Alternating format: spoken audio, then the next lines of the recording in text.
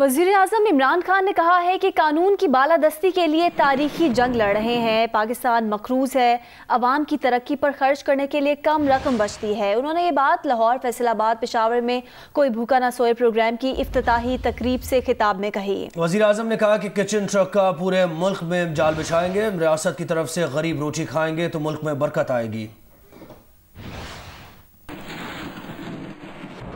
हमारे मुश्किल हालात हैं, कर्जे चढ़े हुए हैं, कम पैसा बचता है आवाम पे खर्च करने का, कोई भूखा ना सोए। ट्रक जिसके अंदर किचन होगा वो रूट्स के ऊपर जाएगा, जो वो इलाके जिधर सबसे मुस्तहिक लोग होते हैं। आगाज़ कर दिया पेशावर में भी, लाहौर में भी और फैसलाबाद में भी। ये शुरुआत है, सारे पाकिस्तान में एक जाल फैला देंगे, मील्स ऑन व्हील्स, यानी कि ट्रकों के ऊपर किचन्स होंगे और ये फिर सारे इलाकों को कवर करेंगे जिधर सबसे ज़्यादा गुर्बत है और जिधर गरीब फैमिलीज़ भूखा सोती हैं रात को। स्टेट जिम्मेदारी लेगी। जो लोग दो वक्त की रोटी नहीं खा सकते, जब उनको रोटी मिलेगी तो अल्लाह की बरकत पाकिस्तान पे आएगी। वो अरब जिनकी हैसियत कोई नहीं थी, जिस तरह वो चंद सालों के अंदर खड़े हुए, तो पाकिस्तान भी इंशाल्लाह खड़ा होगा। मुआविन खुसूसी पंजाब फिरदौस आशिक आवान ने इल्ज़ाम आयद किया है कि डस्का इलेक्शन में नून लीग की क़यादत ने 12 करोड़ रुपए तकसीम किए। पीटीआई के जीते हुए पोलिंग स्टेशन पर खरीदो फरोख्त की गई। मशहूर ज़माना ब्रीफ केस वाली सरकार के नवासे डस्का में घूमते रहे। फिरदौस आशिक आवान ने कहा कि वो दावा नहीं कर रही, सबूत फराहम करेंगी। अगर इलेक्शन कमीशन को नागवार ना गुजरे तो वो इसका भी जायजा ले। 12 करोड़ रुपया जो इस इलेक्शन में तकसीम किया गया नून लीग की क़यादत के ज़रिए, दावा नहीं कर रही हूँ मैं, इंशाल्लाह इसके सबूत भी लेके आऊँगी। अपने प्यारे इलेक्शन कमीशन के सामने रखूँगी कि अगर उनकी तबीयत पे नागवारी ना हो तो वो उनका जायज़ा भी ले। जहाँ जहाँ पीटीआई के जीते हुए पोलिंग स्टेशंस थे वहाँ पे ख़रीदो फरोख्त की गई। मशहूर ज़माना ब्रीफ केस वाली सरकार के जो नवासे हैं वो मसलसल डस्का में नोटों की बोरियों के साथ ख़रीदो फरोख्त की मंडियां लगा के घूमते फिरते मीडिया की स्क्रीनों की जीनत बने रहे। आरओ साहब को भी मुबारकबाद पेश करना चाहूँगी, जो उनका जज्बा था कि हर हाल में नून लीग को कामयाब करार देना है। काफ़ी जो है वो हाथ पांव मारने के बाद आखिर वो पीटीआई की जो जीती हुई सीट थी उसे शिकस्त में बदलने में कामयाब हुए। टर्न आउट जो सारा दिन आपने 17 से 18% मॉनिटर किया, बताया जाए तो 43.3% उस टर्न आउट ने बहुत सारे सवालिया निशानात उठाए हैं। मुस्लिम लीग नून की तर्जुमान मरियम औरंगजेब ने कहा है कि ये डस्का का इलेक्शन नहीं, आटा, चीनी, बिजली, गैस चोरों के खिलाफ रेफरेंडम का नतीजा है। डस्का के अवाम ने इन चोरों को मुस्तरद किया। ये भी कहा कि पहले सुनामी का नारा लगाया गया, अब इनकलाब का नारा लगा रहे हैं। हुकूमत के अंदर ग्रुप्स बन रहे हैं। आपकी कुर्सी एक जहाज की मरहून मिन्नत है। जहाज मुल्तान से लाहौर आया तो पंजाब हुकूमत खत्म, इस्लामाबाद आया तो वफाकी हुकूमत फारिग हो जाएगी। डस्का का इलेक्शन ये पैगाम है आटा, चीनी, बिजली, गैस, दवाई माफिया के लिए कि डस्का की आवाम ने 35 रुपए से 90 रुपए किलो आटा करने वालों को मुस्तरद किया है। और आपको ये बात याद रहनी चाहिए कि आपकी कुर्सी एक जहाज की महरूने मिन्नत है। जहाज मुल्तान से पंजाब आया तो पंजाब की हुकूमत फारिग। जहाज अगर मुल्तान से वफाक आया, इस्लामाबाद आया तो वफाक की हुकूमत फारिग।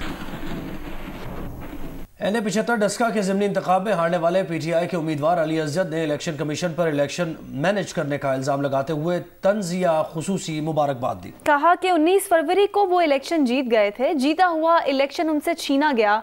अली असद ने लीगी उम्मीदवार नौशीन इफ्तिखार को भी उनकी जीत पर मुबारकबाद दी। मैं सबसे पहले नौशीन को मुबारकबाद देना चाहता हूँ। आपको बड़ी बड़ी मुबारक हो। और मैं शुक्रिया अदा करना चाहता हूं अपनी पार्टी का, तंजीम का, अपने वोटर्स का, धड़े का, वर्कर्स का, साथियों का जिन्होंने इतनी बड़ी जंग इस माफिया के खिलाफ मेरे साथ लड़ी और इतनी देर तक लड़ी। आप लोगों ने घबराना नहीं, खान कहता है घबराना नहीं है। इंशाल्लाह we will come back and we will with the thumping majority. खुसूसी मुबारकबाद जो है वो इलेक्शन कमीशन ऑफ पाकिस्तान को देना चाहता हूं। आपको भी बड़ी बड़ी मुबारक हो। जितना जोर लगा के आपने ये इलेक्शन मैनेज किया, 19 को हमारा जीता हुआ इलेक्शन छीना और उसके बाद कोविड की पीक में आपने ये इलेक्शन करा के, मैं आपको दाद देता हूं। NA-75 डस्का के ज़िमनी इंतखाब में कामयाब होने वाली नून लीग की उम्मीदवार नौशीन इफ्तिखार ने डस्का के अवाम को मुबारकबाद देते हुए डस्का को तरक्की की तरफ लेकर जाने का आज़म किया। अली अशद मलिक को पैगाम दिया कि इक़्तिदार के लालच में लोगों की जानें कुर्बान नहीं करनी चाहिए। साथ ही ये भी कहा कि वो भी मिठाई लेकर उनके घर जाएंगी। मैंने बहुत कुछ सोचा हुआ है और अल्लाह करे ये बस सब तरक्की की तरफ जो है ना मैं डस्का को लेके चलूँगी। उनको जी मैं यही पैगाम दूंगी कि इक़्तिदार की लालच में लोगों की जानें जो हैं वो कुर्बान नहीं करनी चाहिए। मैं यही ख्वाहिशमंद थी कि ये अच्छा पुरअमन इलेक्शन होता, लेकिन अब अल्लाह का शुक्र है कि वो हुआ भी। तो मलिक साहब बहुत शुक्रिया, आपने मुझे मुबारकबाद भी दी। दूसरा ये कि मैं अभी मिठाई लेके आपके घर आऊँगी। मुस्लिम लीग नून के सदर शहबाज शरीफ ने डस्का इलेक्शन में कामयाबी पर इजहार तशक्कुर किया है। उन्होंने कहा कि वोट की जंग लड़ने वालों का नाम जमहूरी जिदोजहद में सुनहरी हरूफ से लिखा जाएगा। साबित कर दिया कि वोट चोरी से अवाम को नवाज शरीफ और नून लीग से दूर नहीं किया जा सकता। शहबाज शरीफ ने कहा कि आज पूरे पाकिस्तान से वही आवाज़ आ रही है जिसका फैसला डस्का के अवाम ने दिया। अवाम और कारकुनान हौसले बुलंद रखे, उनकी मेहनत रंग ला रही है। शहबाज शरीफ ने गुज़श्ता रोज़ अहले खाना से मुलाकात में नौशीन इफ्तिखार और कारकुनान को पैगाम दिया था।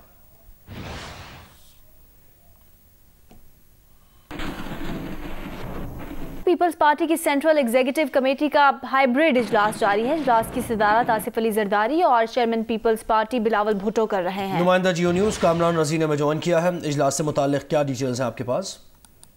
जी देखें, 1 घंटे से ज्यादा गुजर चुका है। ये इजलास बिलावल हाउस कराची में हो रहा है। इसमें साबिक सदर आसिफ अली जरदारी वीडियो लिंक के जरिए इसकी सदारत कर रहे हैं, जबकि बिलावल भुट्टो जरदारी शरीक है और जो पीपल्स पार्टी की मरकजी क़यादत है। इजलास का एजेंडा जो है उसमें मेन जो एक चीज है वो PDM से जो ताल्लुकात हैं पीपल्स पार्टी के, उस पर बातचीत हो रही है। जो इस्तीफों से मुताल्लिक बात की गई है PDM की जानिब से, उस पर फैसले का इम्कान है पीपल्स पार्टी की लीडरशिप की जानिब से। और मुल्क की जो सियासी सूरत हाल है, खास तौर पर अब पाकिस्तान तहरीक इंसाफ की हुकूमत के खिलाफ जो भी अपोजिशन के साथ मिलकर किरदार अदा करना है पीपल्स पार्टी, उस पर कोई फैसला करेगी। खासा इंपॉर्टेंट इजलास है सेंट्रल एग्जीक्यूटिव कमेटी का पीपल्स पार्टी की, जो इस वक्त बिलावल हाउस में जारी है। इसमें जो PDM की जानिब से इस्तीफों का मामला है, इस पर मुमकिन तौर पर कोई फैसला किया जा सकता है और PDM के साथ पीपल्स पार्टी के मुस्तकबिल से मुताल्लिक भी कोई फैसला किया जाएगा। बहुत शुक्रिया कामरान जी।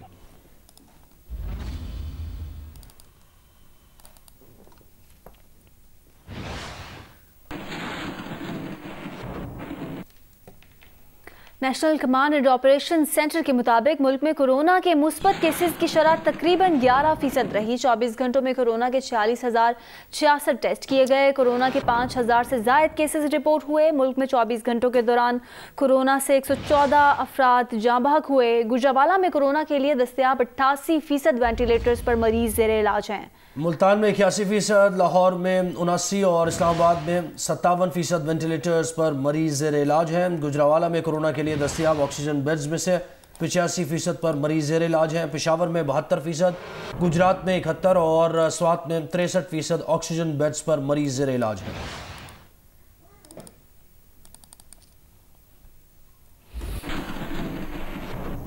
पंजाब काबीना की सब कमेटी बराए कोरोना ने कोरोना वायरस की सूरत हाल पर तशवीश का इजहार किया है। कमेटी ने 15% से ज़ायद मुस्बत केसेस वाले शहरों में मज़ीद सख्त इक़दामात की सिफारिश की।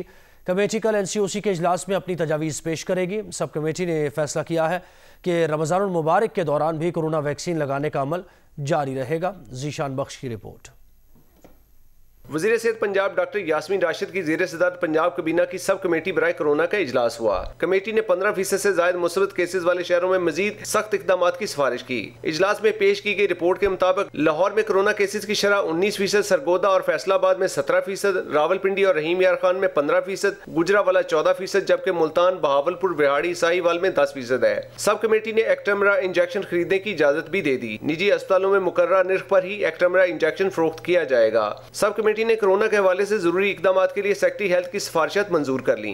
इजलास में फैसला किया गया कि रमजान के दौरान 2 शिफ्टों में कोरोना वैक्सीन लगाई जाएगी। पहली शिफ्ट सुबह 10 से 4 बजे और दूसरी शिफ्ट 9 से रात 1 बजे तक होगी। इजलास में बताया गया कि अस्पतालों में बेड्स की तादाद कम पड़ रही है। लाहौर शहर को NDMA की जानिब से मजीद 100 वेंटिलेटर्स मौसूल हो गए हैं। इजलास में फैसला किया गया कि रमजान बाजार फिलहाल बंद नहीं किए जाएंगे। ज़ीशान बख्श, जियो न्यूज़, लाहौर। महकमा सेहत सिंध का बताना है कि सिंध में कोरोना के मुस्बत केसेस की शरह 5.4% रिकॉर्ड की गई। कराची में कोरोना के मुस्बत केसेस की शरह तकरीबन 5% रही।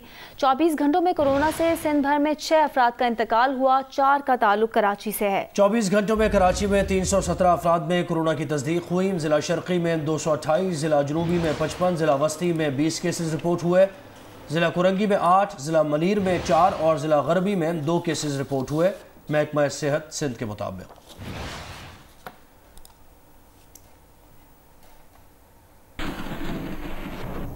कराची नॉर्थ नाजिमाबाद के निजी बैंक में लूट मार रात गए मुल्जिमान ने 31 लॉकर्स का सफाया कर दिया। सिक्योरिटी अलार्म भी बजा और सिक्योरिटी कंपनी का अमला भी मौके पर पहुंचा और मुल्जिमान से सामना भी हुआ, लेकिन मुल्जिमान फरार हो गए। तफसीलात बता रहे हैं ज़ीशान शाह अपनी रिपोर्ट में। हमारे तो सारी जमा पूंजी कम से कम मेरे 4-5 सेट जो कि वाइफ के भी सेट थे और मैंने अपनी बेटी के लिए लेके आया था, वो सारे के सारे हो गए। इसके अलावा मेरे कॉइन में दुबई से लेके आया था। हमने बैंक में इसलिए जमा नहीं करवाया कि वो डाकू आके ले जाए। अलार्म भी बजा था। 11 बजे भी कंपनी की गाड़ी जो है वो रिस्पॉन्स टीम वो यहाँ आई, लेकिन उसने किसी को रिपोर्ट नहीं किया। यहाँ से चक्कर लगा के चले गए और सुबह 5 बजे के करीब भी वो दोबारा इसी जगह पे आए हैं और 2 अदर डाकू जो कि बाहर खड़े हुए थे उनसे उनकी हाथापाई हुई और लेकिन उन्होंने उनके जो बंदे पीछे थे उन्होंने फायर नहीं किया। ये तो माल बना लिया, DVR उतार लिया और उसके बाद वो लॉकर रूम में गए और लॉकर रूम में उन्होंने तकरीबन 34 लॉकर तोड़े। इस्लामाबाद में शहरियों की हिफाजत और सहूलत के पेश नज़र पुलिस ने साइकिल पेट्रोलिंग यूनिट का आगाज़ कर दिया है। तफसीलात बताएंगी मरियम नवाज।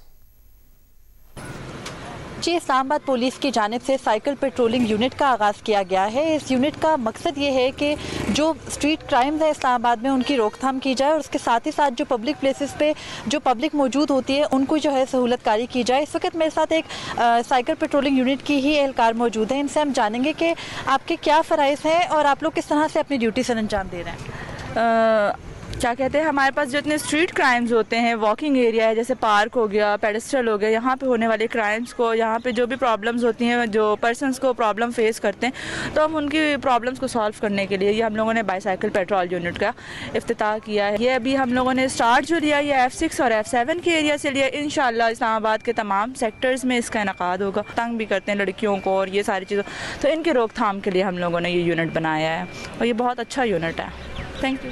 जी बिल्कुल, इनका कहना है कि पब्लिक की सहूलत के लिए और गली गली जाके लोगों की मदद के लिए जो साइकिल पेट्रोलिंग यूनिट है ये बहुत ज़्यादा सहूलत देगा। जी, पीपल्स पार्टी की CC कमेटी के इजलास में PDM के शो कॉज नोटिस का मामला ज़ेर बहस आया। इजलास के शुरका को बिलावल भुट्टो जरदारी ने शाहिद खाकान अब्बासी का शो कॉज नोटिस पढ़कर सुनाया। नुमाइंदा जियो न्यूज़ कामरान अजी ने हमें ज्वाइन किया। कामरान, पढ़कर सुनाने के बाद रिस्पॉन्स क्या था?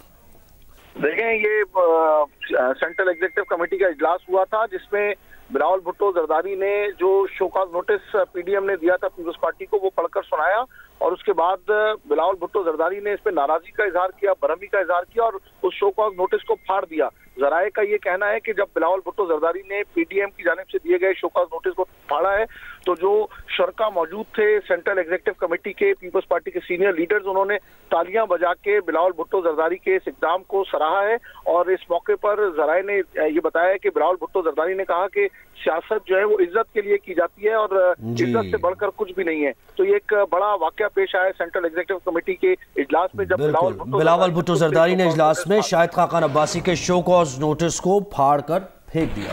बहुत शुक्रिया, आपने अपडेट किया। अपना घर हर इंसान की ख्वाहिश होती है और इस ख्वाहिश की तकमील के लिए फाइनेंसिंग मुहैया हो तो ये मुल्क की मुआशी तरक्की में भी अहम किरदार अदा करता है। पाकिस्तान में फाइनेंसिंग की सहूलत न होने के सबब घरों की किल्लत भी है और मुल्क की मुआशी तरक्की में इस शोबे का हिस्सा बहुत कम है। लेकिन हुकूमती तवज्जो के सबब अब ये रुझान बदल रहा है और इस्लामी बैंकिंग इस सिलसिले में अहम किरदार अदा कर रही है। तफसीलात रियाज एंडी की रिपोर्ट में जानिए। हाउसिंग पर वजीर आजम की तवज्जो और स्टेट बैंक की कोशिशों का असर है कि मुल्क की बैंकिंग शोबा माहाना 3 अरब की मॉर्गेज फाइनेंसिंग फराहम करने लगा है। 6 माह कबल ये महज 1 अरब रुपए था। हाउसिंग फाइनेंस के इस बदलते रुझान का तस्करा IBA के centre of excellence Islamic finance के online session Islamic housing finance the way forward पर हुआ।